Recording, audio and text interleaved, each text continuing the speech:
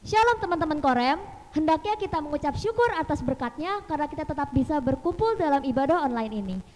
Dalam kehidupan sehari-hari kita harus menyalurkan kasih kepada sesama, seperti kasih yang Tuhan berikan kepada kita setiap harinya. Oleh sebab itu, mari kita bangkit berdiri dan menyanyikan lagu Sekalipun Diriku Dapat Berkata-kata.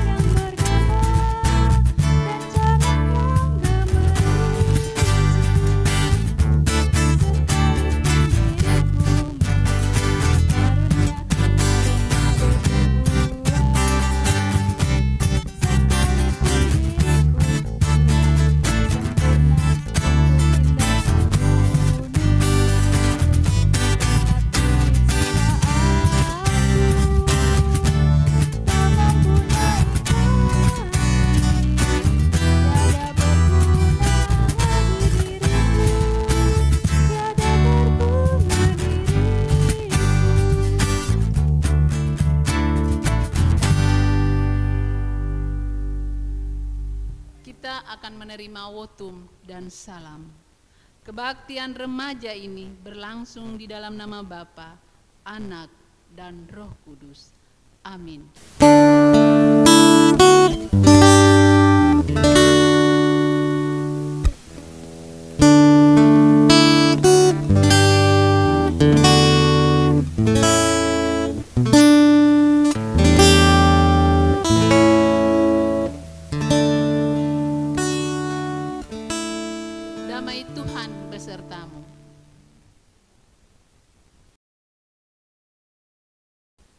Kita memasuki pengakuan dosa. Ayat pengakuan dosa kita terambil dari Efesus 4 ayat 31 sampai 32. Segala kepahitan, kegeraman, kemarahan, pertikaian dan fitnah hendaklah dibuang dari antara kamu, demikian pula segala kejahatan. Tetapi kamu ramah seorang terhadap yang lain, penuh kasih mesra dan saling mengampuni, sebagaimana Allah di dalam Kristus telah mengampuni kamu. Teman-teman, marilah kita tunduk kepada Allah yang telah memberikan kita kasih karunia. Namun kita selalu melakukan hal yang membuat hati Tuhan dan orang-orang di sekitar kita tersakiti. Mari kita minta pertolongan Tuhan dan pengampunannya dari segala dosa dan kesalahan yang kita lakukan. Mari kita bersatu dalam doa. Bapa kami yang di surga, kami bersyukur dan terima kasih Tuhan atas segala berkat dan kasih karunia yang masih Engkau berikan kepada kami sampai saat ini. Tuhan, kami tahu kami memiliki banyak kesalahan, kami memiliki banyak dosa. Tuhan, kami mengakui di hadapan-Mu, ampunilah segala dosa dan kesalahan yang telah kami perbuat. Terima kasih Tuhan, dalam nama-Mu kami berdoa dan mengucap syukur. Amin. Teman-teman, kita sekarang mau mendengarkan firman Tuhan. Ya, kita siapkan hati kita untuk mendengarkan firman-Nya. Oleh karena itu, mari kita nyanyikan lagu Firman-Mu Pelita Bagi Kakiku.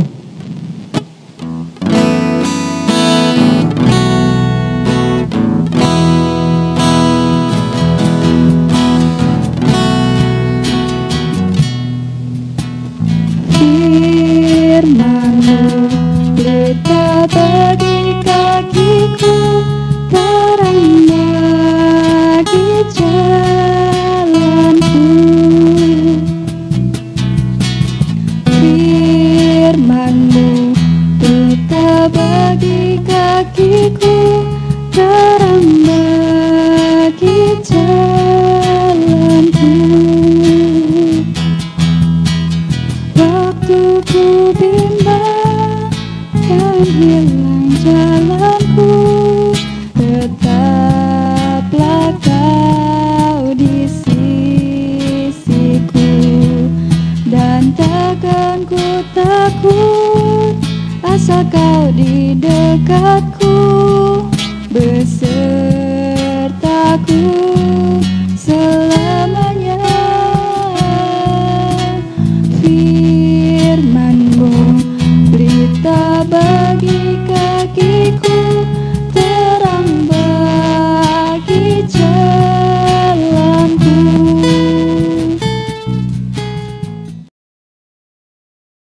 tema kita pada minggu saat ini adalah no hate speech. Apa itu stop atau tidak untuk ujaran kebencian? Hate speech atau ujaran kebencian adalah tindakan komunikasi yang dilakukan oleh suatu individu atau kelompok dalam bentuk provokasi, hasutan, ataupun hinaan kepada individu atau sekelompok yang lain dalam hal berbagai aspek seperti ras, warna kulit, etnis, gender, cacat, orientasi seksual. Nah, adik-adik remaja, ujaran kebencian itu sebenarnya tidak baik, kita sudah tahu. Tetapi kenapa itu mewarnai di dalam kehidupan kita, bahkan medsos, media sosial, sungguh mewarnai di dalam keberadaan, yaitu ujaran kebencian. Pasti ada penyebabnya. Apa sih penyebab adanya ujaran kebencian itu di kalangan masyarakat, bahkan juga remaja, melalui media sosial ataupun secara nyata? Ada dua hal yang mendasar sehingga ucapan atau ujaran kebencian itu kadang kita lakukan. Pertama adalah karena adanya prasangka buruk terhadap orang atau kelompok tertentu. Jadi ada prasangka buruk. Lalu yang kedua, sebuah konflik atau kekecewaan terhadap tindakan tertentu.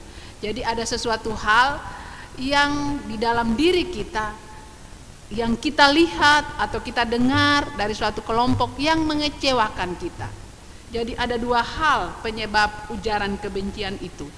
Pertama prasangka buruk, yang kedua karena kekecewaan. Mungkin kita masih ingat beberapa tahun yang lalu atau 2 tahun yang lalu di saat Ahok misalnya dijadikan sasaran ujaran kebencian sebagai pihak lantaran dia seorang Tionghoa dan Kristen, dan banyak lagi yang mungkin kalian sudah tahu, berbagai hal yang sudah kalian dengar di dalam ujaran kebencian tersebut. Nah, adik-adik, ternyata ujaran kebencian pun sudah terjadi pada jemaat di Kolose, di mana kitab yang kita baca pada saat ini di dalam Kolose 3 ayat 14 sampai 17. Berita tidak benar muncul karena adanya kecurigaan atau prasangka dalam kehidupan bersama. Dari mana prasangka itu muncul dalam kehidupan jemaat di Kolose? Jemaat Kolose juga adalah jemaat multi-etnis di tengah-tengah kota besar yang majemuk. Kemajemukan suku latar belakang ternyata di jemaat Kolose melahirkan prasangka-prasangka negatif antar kelompok. Coba kita membaca Kolose 3 ayat 11, di sana dikatakan, dalam hal ini tiada lagi orang Yahudi atau orang Yunani, orang bersunat atau orang tak bersunat, orang barbar atau orang Skit, budak atau orang merdeka. Nah, adik-adik remaja, Paulus mengawali surat Kolose ini di dalam Kolose 3 ayat 5. Dia mengawali di dalam satu nasihat kepada jemaat di Kolose. Dia katakan begini, matikanlah dalam dirimu segala sesuatu yang duniawi. Saat ini kita masih hidup di dalam duniawi. Itulah kenyataan yang tidak bisa dipungkiri. Paulus menyebut keberadaan manusia yang masih hidup di dunia dengan sebutan masih hidup di dalam daging. Jadi kehidupan dunia ini disebut oleh Paulus adalah hidup di dalam kedagingan. Karena itu Paulus memperhatikan kehidupan umat yang sekalipun berada di dunia ini. Paulus memerhatikan kehidupan umat yang sekalipun telah menjadi manusia baru, dikatakan, namun masih kerap terjatuh dalam tindakan kedagingan atau berperilaku duniawi. Mereka sudah mengatakan bahwa mereka sudah menjadi hidup baru, tetapi ternyata hidup mereka masih dikuasai oleh kedagingan atau duniawi.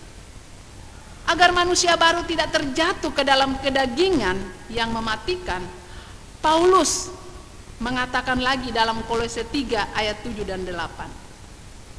Dahulu kamu juga melakukan hal-hal itu ketika kamu hidup di dalamnya.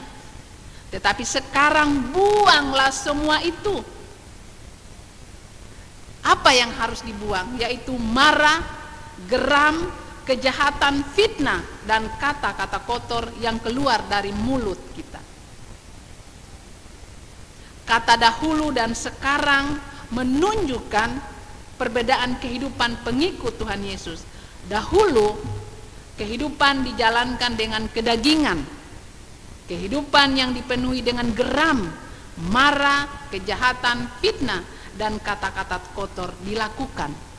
Sekarang setelah menjadi manusia baru, semuanya itu harus diganti.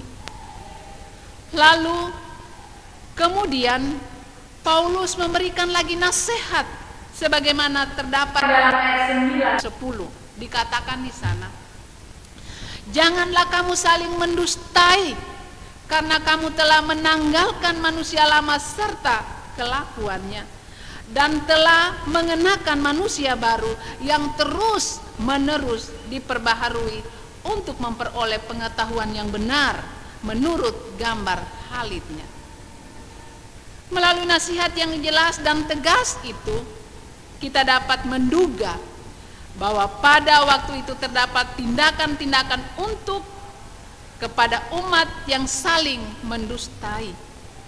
Kehidupan dengan dusta dalam hidup bersama bisa terjadi karena munculnya berita-berita yang tidak benar. Nah, adik-adik remaja yang terkasih di dalam nama Tuhan Yesus Kristus, di dalam ayatnya yang ke-11 bagian D dikatakan, tetapi Kristus adalah semua dan di dalam segala sesuatu. Karena itu, sebagai orang-orang pilihan Allah yang dikuduskan dan dikasihinya, kenakanlah belas kasihan, kemurahan, kerendahan hati, kelemah lembutan dan kesabaran. Sabarlah kamu seorang terhadap yang lain, dan ampunilah seorang akan yang lain apabila seorang menaruh dendam terhadap yang lain. Sama seperti Tuhan telah mengampuni kamu, kamu berbuat jugalah demikian. Dan di atas semuanya itu, kenakanlah kasih sebagai pengikut yang mempersatukan dan menyempurnakan. Nah, adik-adik remaja yang terkasih, kalian adalah remaja yang sudah dipilih Allah. Dikatakan adalah pilihan Allah, dikuduskan dan dikasihi. Artinya dikuduskan, kalian sebagai remaja Kristen sudah dipilih Allah untuk dapat membawa dan menunjukkan nampak negatif terhadap hot speak tadi atau ujaran kebencian. Tetapi apa yang harus kalian lakukan di saat Allah sudah memilih para remaja menjadi pilihan yang sudah dikuduskan? Allah menginginkan untuk kalian boleh melatih diri di dalam kemampuan love speak, mencintai hal yang baik, bukan ujaran kebencian. Firman Allah pada siang hari di minggu ini, kita diingatkan seperti jemaat yang ada di Kolose, agar kita di dalam kehidupan dan menjalankan hidup bersama dengan orang lain di sekitar kita, kita harus mengikat diri kita dengan kasih, karena kasih merupakan sumber kekuatan dalam hidup bersama. Itu tadi di dalam ayat 11b sampai 14. Kekuatan kasih merangkul semua perbedaan dan menerima apa adanya. Kebalikan dari kasih apa? Adalah kebencian. Ketika kebencian datang, perpisahan dan perpecahan di antara sesama manusia pasti akan terjadi. Kita harus melihat Kristus sebagai model di dalam kehidupan, di dalam menjalankan kasih itu. Adik-adik remaja yang terkasih, untuk menggambarkan kasih sebagai pengikat yang mempersatukan, di sana Paulus kembali menegaskan, dikatakan damai sejahtera Kristus sebagai jantung kehidupan dalam kasih. Kolose 3 ayat 15 berkata, hendaklah damai sejahtera Kristus memerintah dalam hatimu. Kata hendaklah mengandung makna perintah atau ajakan untuk melakukan, mengikuti, dan mewujudkan. Paulus menyerahkan diri, mengajak semua orang Kristen menerima aliran damai sejahtera yang bersumber dari Kristus dan menyerahkan diri diperintah oleh damai sejahteranya. Bila damai sejahtera Kristus memerintah dalam hati seseorang, cinta kasih ada di dalam diri orang itu. Di dalam cinta kasih itu tidak ada keinginan untuk berprasangka buruk. Tidak ada keinginan untuk mendustai sesama. Ataupun tidak ada di dalam hati untuk menyebarkan berita-berita bohong tentang orang lain. Kalau kasih itu diam di dalam hati dan pribadimu. Nah, adik-adik remaja yang terkasih di dalam nama Tuhan kita Yesus Kristus,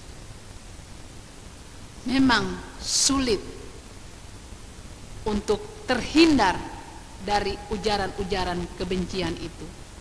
Karena di media sosial itu terbuka untuk dapat melakukan ujaran kebencian. Tetapi sebagai orang Kristen, sebagai anak Tuhan, remaja Kristen, kita harus mengambil satu keputusan yang baik untuk kita dapat dan bisa membuat atau menunjukkan nampak negatif hate speech, tetapi melatih kemampuan love speak kita, mencintai yang baik, tetapi menjauhkan diri dari ujaran kebencian. Ada 5 tips menjadi remaja anti ujaran kebencian. Yang pertama, harus selalu dekat dengan Tuhan dan selalu bersyukur, karena dengan bersyukur tekanan besar untuk stres akan berkurang.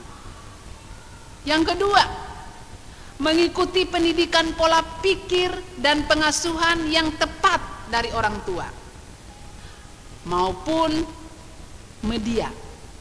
Dan dengan demikian pembentukan sifat-sifat remaja yang cenderung mengikuti mood dapat dicegah.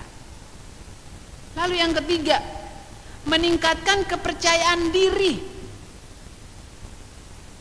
Karena jika seorang remaja tidak percaya diri, akan cenderung menjatuhkan orang lain. Salah satu caranya adalah dengan ujaran kebencian tadi. Jadi kalau tidak percaya diri, maka kita gampang untuk dapat menjatuhkan orang lain. Lalu yang keempat, melatih diri untuk berpikir kritis. Karena remaja akan berpikir dampak yang akan terjadi akibat perbuatannya. Jadi kritis. Di saat remaja mau melakukan atau mau menulis hal-hal di dalam media sosial tentang ujaran kebencian, maka kalau remaja kritis, maka dia akan tahu apa akibatnya di saat saya nanti akan menulis hal-hal tersebut. Akibatnya tentu akan kembali kepada diri anak-anak remaja sendiri. Maka di saat anak tahu hal itu, maka itu akan dan tidak akan kalian lakukan karena kalian kritis dalam berpikir. Lalu yang kelima, melatih diri untuk tetap tenang dan berpikir positif. Adik-adik remaja yang terkasih di dalam nama Tuhan kita Yesus Kristus, dari kelima tips menjadi remaja anti hate speech tadi atau menjadi anti ujaran untuk mendatangkan kebencian bagi orang lain, di atas semuanya itu dalam Kolose yang kita baca tadi ayat 14 dikatakan, dan di atas semuanya itu kenakanlah kasih sebagai pengikat yang mempersatukan dan menyempurnakan. Kasih. Jadi kalau kasih kalian miliki, kasih itu apa sih? Tidak pura-pura. Kasih itu tidak munafik. Kalau kasih itu ada dan diam dan menguasai kalian, maka dikatakan bahwa kasih itu sebagai pengikat yang mempersatukan dan menyempurnakan. Dan di saat kasih itu ada di dalam hati dan pikiran kalian, maka kalian akan terhindar dan sanggup untuk memberi terhadap dirinya untuk tidak melakukan ujaran kebencian tersebut.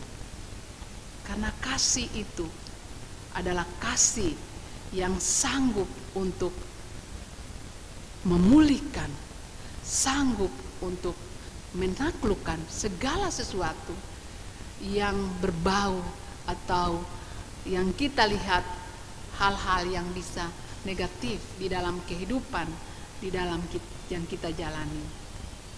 Nah adik-adik remaja, Rasul Paulus berkata kepada jemaat agar membuang segala yang jahat dan melakukan yang baik. Itu bisa didasari dengan kasih. Karena kasih melenyapkan tembok pemisah yang kerap digunakan untuk membangun prasangka-prasangka. Upaya menanggalkan ujaran kebencian adalah dengan mengedepankan kasih sebagai pemersatu dan membuang segala prasangka. Jadi kasih yang mengikat dan mempersatukan kita. Jadi di saat kita sudah dipilih, dikhususkan oleh Allah, dipilih Allah, maka biarlah kasih itu yang ada, yang Allah sudah berikan kepada kita, boleh berdampak di dalam hidup kita. Sehingga kita bukan lagi menjadi remaja yang gampang untuk mengubar ujaran kebencian, tetapi sebaliknya mencintai yang baik. Dan sebagai remaja Kristen harus dimampukan, harus menjadi saksi di tengah-tengah di mana kita berada. Walaupun di sekitar kita banyak ujaran-ujaran kebencian yang kita dengar, tetapi sebagai anak Tuhan yang sudah dipilih, sudah dikhususkan bagi Tuhan, hadirlah di tengah-tengah orang itu menjadi saksi untuk mendatangkan kebaikan, bukan ujaran kebencian. Adik-adik yang kiranya firman Tuhan melalui Kolose yang kita baca pada saat ini, di mana Paulus menasehatkan orang-orang jemaat yang ada di Kolose pada saat itu. Nah, sampai nasihat itu kepada kita, kepada remaja saat ini. Karena kalian semua adalah anak-anak yang sudah dipilih, sudah dikhususkan oleh Allah, dikuduskan oleh Allah untuk menjadi saksinya di tengah-tengah kehidupan, baik secara nyata maupun melalui media sosial. Jadi ingat, kalian harus menjadi saksi untuk mendatangkan kebaikan, baik secara nyata maupun di media sosial.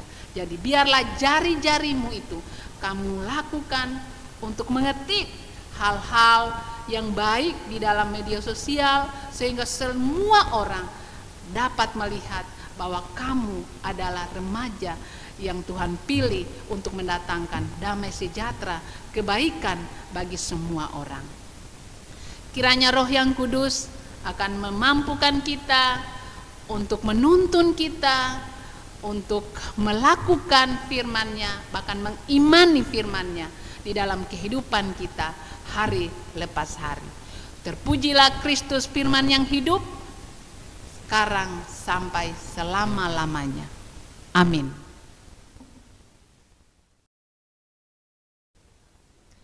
Marilah kita bersama dengan umat Tuhan dari segala abad dan tempat mengakui iman percaya kita seturut dengan pengakuan iman rasuli yang demikian bunyinya.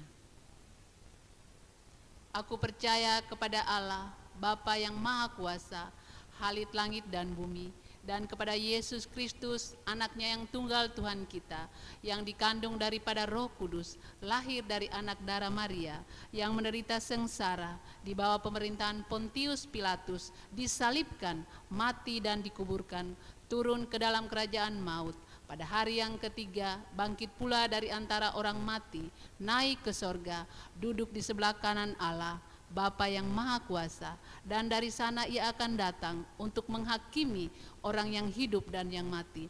Aku percaya kepada Roh Kudus, gereja yang kudus dan am, persekutuan orang kudus, kebangkitan orang mati, dan hidup yang kekal. Amin.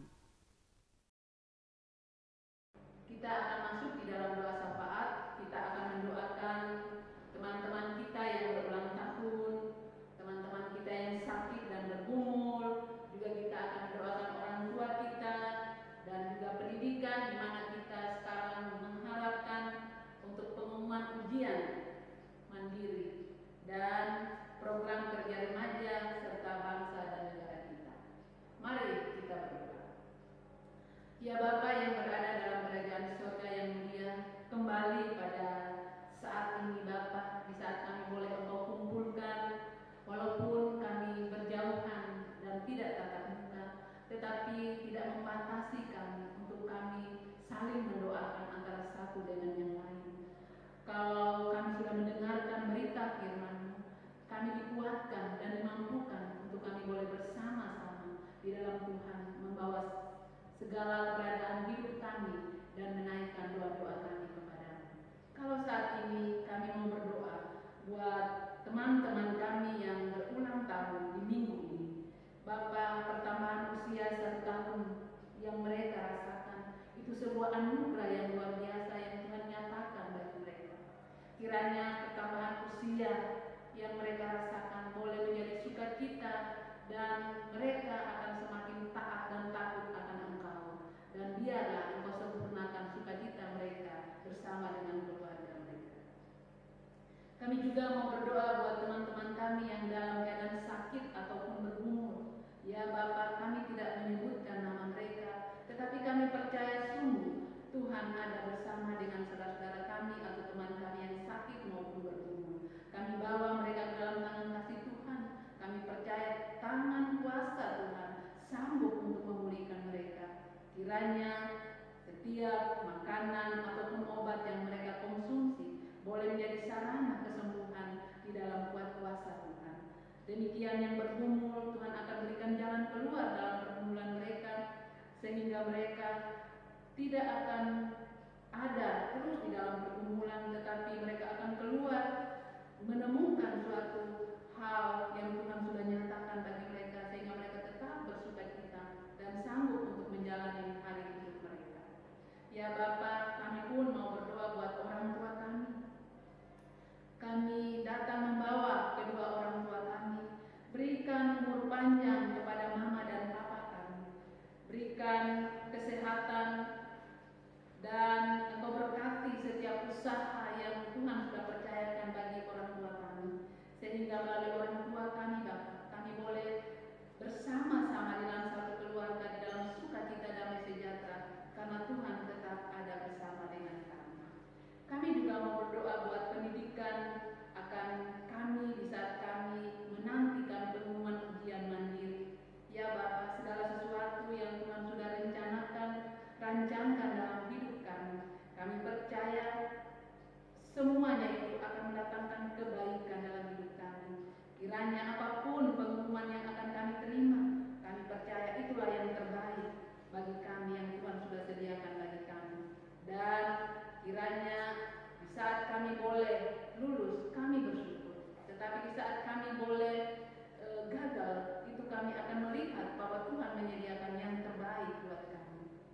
Ya Bapa di surga, kami pun mau datang membawa akan program kerja remaja. Kiranya Engkau berkati setiap program kerja remaja yang sudah mereka programkan, sehingga apapun program kerja remaja itu boleh menjadi hormat kemuliaan bagi nama-Mu, dan kiranya mereka semuanya boleh mengambil bagian di dalam setiap pekerjaan dan kerja yang mereka sudah programkan. Kami juga mau berdoa buat bangsa dan negara kami. Engkau Tuhan yang akan menilik keberadaan bangsa dan negara kami, khususnya saat ini yang semakin masih mewabah COVID-19. Bapa, kami percaya cara-Mu luar biasa.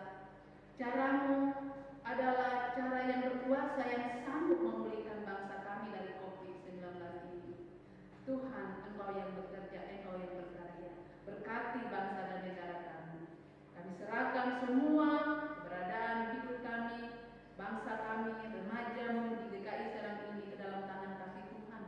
Ampuni segala salah dan dosa kami, karena kami percaya dengan pengampunan-Mu Bapa, kami layak datang kepadamu, dan karena pengampunan-Mu Bapa, kami layak menerima setiap anugerah yang Tuhan sudah sediakan bagi kami.